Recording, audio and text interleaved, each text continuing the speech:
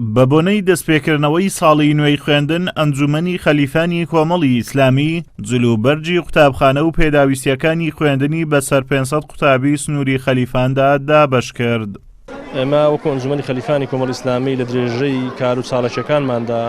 بە هاوکاری خێرخوازە بەڕێز و دڵسۆزەکانەوە بە چاکمانزانی و پێویستمانزانی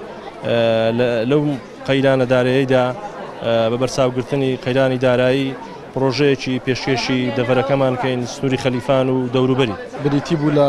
بەخشین و ئامادەکردنی جلوبەرجی قوتابخانە و پێداویستەکانی تری قوتابخانە وەکو پەڕا و قەڵەم و پێداویستەکانی تر کە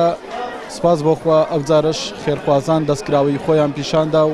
مەردایەتیان نوان کە لە پرۆژەیەکی ئەوادا یارمەتی دەرێکی باش بوون و توانیمان ژمارەیەکی ێجگار زۆر لە قوتابیان لە پۆلی یەکی بنەڕەتیەوە تا گاتە پۆلی شەشی بنەڕەتی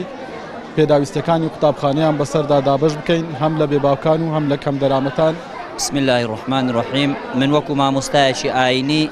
دەستخۆشی لە ئەنجومەنی کۆمەڵی ئیسلامی خەلیفان ئەەکەم کە هەستان بەو پرۆژە خێرخوازیە بە یارمەتی هەندێک خێرخواز خوازەزای هەموو لایەکیان بداتەوە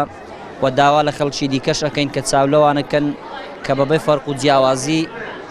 یارمەتی خەڵکی ئەدەن لەو قەیرانەی کە خەڵک لە قەیراندایە بەڕاستی جێگای دەستخۆشیە و خواخێری هەموو لایەکی بنووسی. قوتابیانیش لای خۆیانەوە سوپاسی ئەنجومەنی خەلیفانی کۆمەڵی ئیسلامی دەکەن کەوا لەم کاتەدا پێداویستیەکانی قوتابخانەیان بۆ دابینکردن.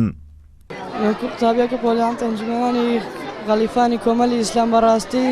زۆر دەستخۆشی لەوانە دەکەین کە هەستانە بۆ دامینکردنی جلوبەرگی ئەم ساڵمان بەڕاستی ئێمە زۆر پێویستمان بۆ جلوبەرگی لەم قەیرانەدا بەڕاستی زۆر دەستخۆشیان لێ دەکەین و وەکو قوتابیەکی پۆلیسەش دەستخۆشیش لە کۆمەڵی ئیسلام دەکەین و کە ئێمە زۆر پێویستمان بە جلوبەرگی قوتابخانە و دەفتەر و زلمان بووە ئێمە دەستخۆشی لە کۆمەڵی ئیسلامی خەلیفان دەکەین و بەڕاستی زۆر سوپاسیان دەکەین. زۆر دەستخۆشی لەو کەسانە دەکەین کە پێداویستی قوتابخانەیان بۆ دابین کردین و کتاب و دەفتەر و